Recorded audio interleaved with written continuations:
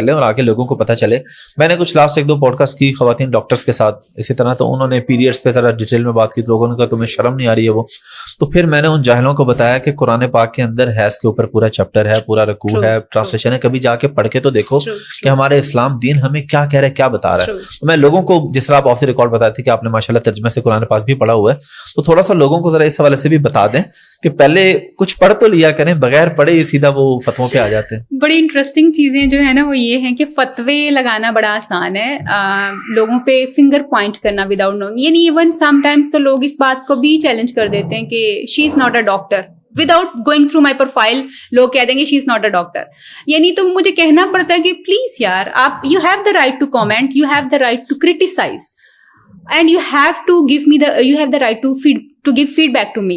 لیکن at least آپ جان تو لیں آپ کس بندے کے بارے میں کیا بات کر رہے ہیں. آپ کو پتا کچھ نہیں ہے, and you are just commenting on somebody without knowing. تو یہ ہوتا ہے. اینڈ اسی طرح سے جب میں یہ بات کرتی ہوں کہ جی جیسے میں نے آپ کو پہلے بتایا کہ میں نے ریلیجن اپنی امی سے سیکھا ہے, اور I am really grateful to her. ان کی وجہ سے تھوڑی بہت جو مجھے سمجھ آ سکی, قرآن کی سمجھ یا مذہب کی سمجھ انہی کی وجہ سے آئی ہے. تو بہت سارے لوگ بات کرتے ہیں کہ جی سیکشول ایجوکیشن جو ہے یا سیکس کے بارے میں جو تعلیمات ہیں وہ قرآن میں تو نہیں ہیں. میں ہمیشہ لوگوں کو کہتی ہوں کہ یہ قرآن پہ ہر چیز کا الزام دے کے, اسلام پہ ہر چیز کا الزام دے کے اپنے آپ کو بری ذمہ کر لینا, یہ کوئی عقل مندی کی بات نہیں ہے. آپ اور میں, ہم کتنا جانتے ہیں اسلام کو, بہت لمیٹڈ نالج ہے ہمارے پاس, ہم نہیں بالکل ایگزیکٹلی. بٹ اگر آپ یہ دیکھیں کہ اسلام کیا سیکس ایجوکیشن دیتا ہے آپ کو, تو بالکل دیتا ہے جی. آپ, میں سمجھتی ہوں کہ اسلام جو ہے وہ واحد دین ہے جو بڑا کھل کے ہسبینڈ وائف کے ریلیشن شپ کی بات کرتا ہے, جو بڑا کھل کے ایون ہم بستری کیسے ہونی چاہیے اس کے بارے میں بات کرتا ہے, ٹائمنگ کی بات کرتا ہے, کس ٹائم پہ کیا چیز ہونی چاہیے, نوک کر کے جانا چاہیے. ایون قرآن جو ہے بتاتا ہے آپ کو کہ 9 جب بچی جو ہے 7-8 ایئرس کی 9 ایئرس کی ہو جاتی تو اس کی باڈی میں جو چینجز آتے ہیں اس کے نتیجے میں جو حیض, اس کو پیریڈز آتے ہیں, اس کے بارے میں بات کرتا ہے. آپ سورہ بقرہ کو اٹھا کے دیکھیں, وہیں سے چیزیں, حالانکہ پہلی سورہ, ایک ڈیٹیلڈ سورت پہلی جو وہ ہے, اسی میں آپ کو بہت ساری چیزیں مل جاتی ہیں. اسی طرح سے 7 ایئرس پہ آپ نے کیسے الگ سونا ہے, بچے کو الگ سلوانا ہے, کیوں سلوانا ہے, اس کے بارے میں بات ہوتی ہے. 9 منتھس جو ہے, یعنی نطفے سے بات شروع ہوتی ہے کہ ہسبینڈ وائف کے ملاپ سے جو نطفہ بنتا ہے وہ کس طرح سے بنتا ہے. 9 منتھس میں بچہ کن کن, وہ جو فیٹس ماں کے پیٹ میں پڑا ہوا ہے وہ کن کن سٹیجز میں سے گزرتا ہے, اور 9 منتھس کے بعد جا کے جو ڈلیور ہوتا ہے وہ ڈلیور کیسے ہوتا ہے اور کیا چیزیں ہوتی ہیں. اور سب یہاں پہ مجھے شاید یہ لگتا ہے کہ کیونکہ ہم نے ترجمے سے قرآن نہیں پڑھا, اس وجہ سے اب جو لوگ جن کی مادری زبان عربی ہے وہ تو جب بچہ 4-5 سال کا قرآن پڑھتا ہے تو وہ تو یہ ساری چیزیں پڑھ لیتا ہے, اس کو تو یہ نالج مل جاتا ہے. بالکل ایسا ہی ہے. اور آپ نے بالکل رائٹلی اس چیز کو جو ہے پوائنٹ آؤٹ کیا ہے کہ جو بچہ جس کی زبان, مادری زبان ہی عربک ہے, اس کے لیے قرآن کو سمجھنا کوئی اتنی چیلنجنگ بات نہیں ہے, کوئی ایسی بات نہیں ہے کہ اس کو سمجھ نہیں آتی کہ قرآن کیا بات کر رہا ہے. تو وہ 4-5 سال کی ایج میں ہی اس کو کافی ساری چیزیں جو ہے وہ پتہ چل جاتی ہیں. ہاں, ہو سکتا ہے ابھی لاجیکلی وہ کنسیو نہ کر رہا ہو, مگر وہ ایک دفعہ تھرو ضرور کانسیپٹ کو تھرو ضرور کر جاتا ہے. جیسے جیسے وہ بڑا ہوتا ہے اس کی لاجک کام کرنا شروع ہوتی ہے, اس کی وہ لاجک جو اس نے سیکھا ہوتا ہے وہ ہم سے زیادہ بہتر انڈرسٹینڈنگ ان لوگوں کی ہو جاتی ہے. انفارچونیٹلی ہم لوگ کیونکہ قرآن پاک کو صرف عربی پڑھانے کے اوپر زیادہ فوکس کیے ہوئے ہیں, یا پھر ہم فوکس کیے ہوئے ہیں کہ ہم حفظ کروا دیں, جبکہ قرآن کی سمجھ, اس کی جو ہے ایکچوئل جڑ جو ہے, جو خاصہ ہے اس کا, وہ اس کی سمجھ ہے, اور وہ ترجمے اور تفسیر کے بغیر آپ کو نہیں آ سکتی.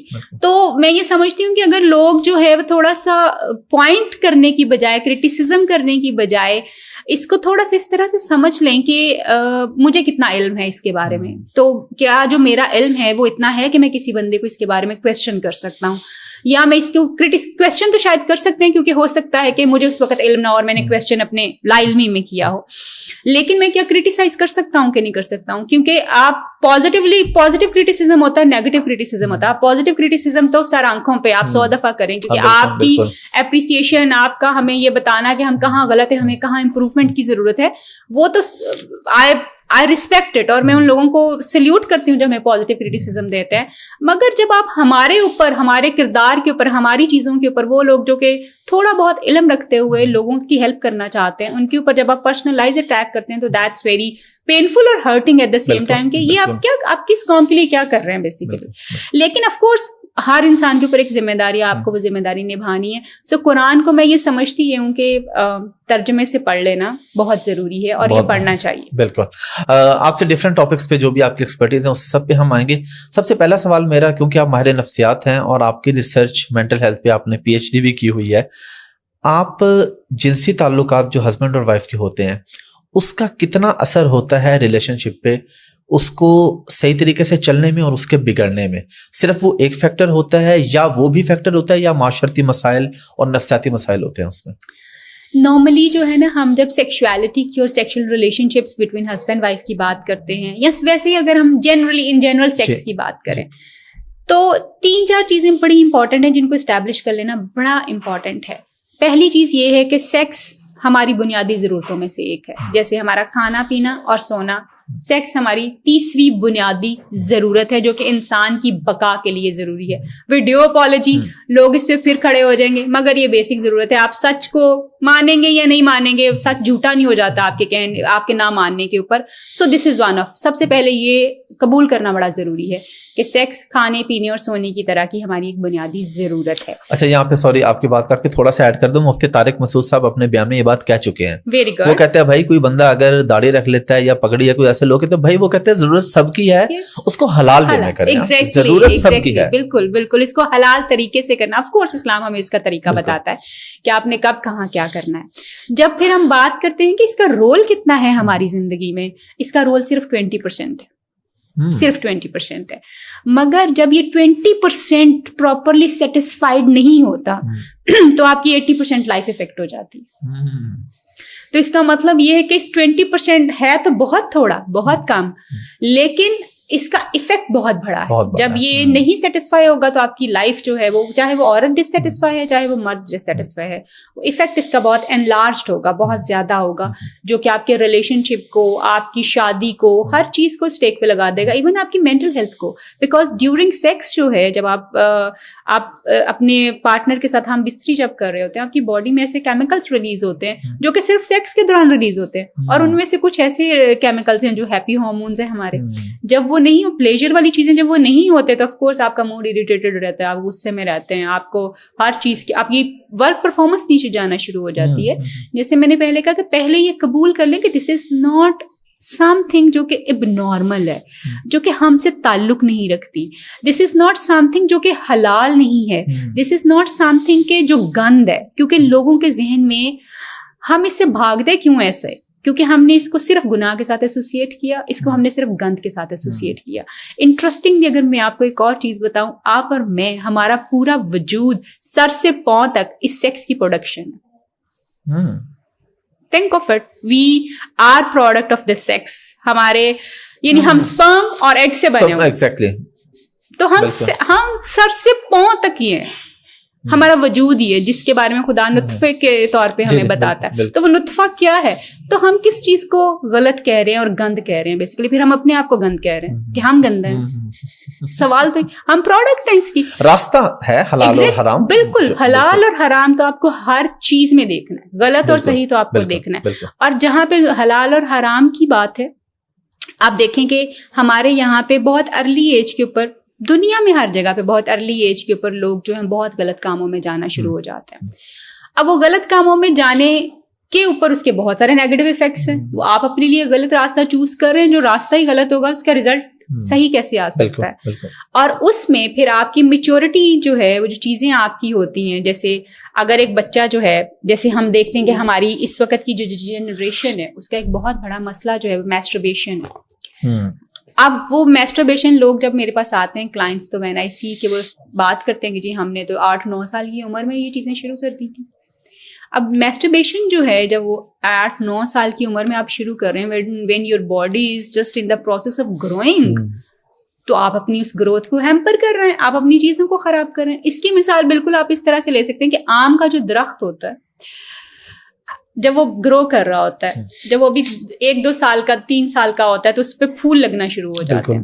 اگر ایک سمجھدار کسان ہوتا ہے یا جو اس کو لک آفٹر کر رہا ہوتا ہے, اس کو پتا ہوتا ہے کہ یہ والے پھول جو لگے ہیں اس کو پھل نہیں بننے دینا, کیونکہ درخت کی گروتھ رک جائے گی, تو وہ ان پھولوں کو پلک کر دیتا ہے تاکہ درخت کی گروتھ پراپرلی ہو سکے. تو یہ same it goes for our body, کہ جب آپ اتنی ارلی ایج کے اوپر فروٹس لینا شروع کر دیں گے, جب باڈی ابھی انڈر کنسٹرکشن ہے, انڈر ڈیولپمنٹ ہے, گروتھ میں چل رہی ہے, تو پھر آپ کی چیزیں بہت زیادہ ارلی جو ہے وہ خراب ہونا شروع ہو جائیں گی اور آپ کو بہت سارے نقصانات ہو سکتے ہیں اس چیز کے. میں اس طرف آ بھی رہا تھا اسی ٹاپک پہ, یہ مسئلہ صرف لڑکوں کا ہے یا لڑکیوں کا بھی ہے, اور اس کے میڈیکلی اور سائنٹیفکلی نقصانات کیا ہیں؟ ایک تو اسلامک پوائنٹ آف ویو ہے, غلط ہے, حرام ہے. دوسرا سائنٹیفکلی میں پوچھنا چاہ رہا ہوں کہ اس کے کیا نقصانات ہیں, اور صرف نقصانات نہیں, اس سے بچنے کا کیا طریقہ ہے؟ بالکل آپ نے جیسے ٹھیک کہا کہ یہ اکارڈنگ ٹو مذہب جو ہے وہ منع ہے ہمارے. اس کے بارے میں ڈفرینٹ لوگوں کے ڈفرینٹ پوائنٹ آف ویوز جو ہیں وہ ہیں کہ یہ کس طرح سے ہے, لیکن اس کے جو میڈیکل اور سائنٹیفک جو اثرات ہیں, جیسے میں نے پہلا اثر اس کا یہ بتایا کہ جی یہ اگر آپ بہت ارلی ایج میں اس کو سٹارٹ کر دیتے ہیں تو آپ کی گروتھ جو ہے وہ افیکٹ ہو سکتی ہے, اور آپ بہت ارلی جو چیزیں جب شروع کر رہے ہوتے ہیں تو ابھی کیونکہ باڈی انڈر ڈیولپمنٹ ہوتی ہے تو پروسیسز جو آپ کی باڈی کے ہوتے ہیں وہ اس طرح سے اپنی فل بلوم جس کو کہتے ہیں گروتھ کے اوپر جو ہے وہ نہیں پہنچ پاتے, اور راستے میں پری میچور چیزیں آپ کرنا شروع کر دیتے ہیں. پہلی تو بات یہ ہوتی ہے. دوسری بات جو ہے وہ یہ میسٹربیشن جو ہے, لوگ اس کو بہت کامنلی جو ہے وہ کر رہے ہوتے ہیں, اور جیسے آپ نے کہا کہ کیا یہ لڑکے اور لڑکیوں کا مسئلہ ہے, یہ لڑکوں کا زیادہ مسئلہ ہے. ٹھیک ہے. ہمارے یہاں پہ سیکس عورتوں کا ڈفرینٹ طرح سے مسئلہ ہے. وہ میسٹربیشن کے حوالے سے کہیں ہے اور کہیں نہیں ہے, مگر وہ ابھی بہت لمیٹڈ لیول کے اوپر جو ہے وہ ہے, لیکن یہ مینلی لڑکوں کا مسئلہ ہے یہاں پہ.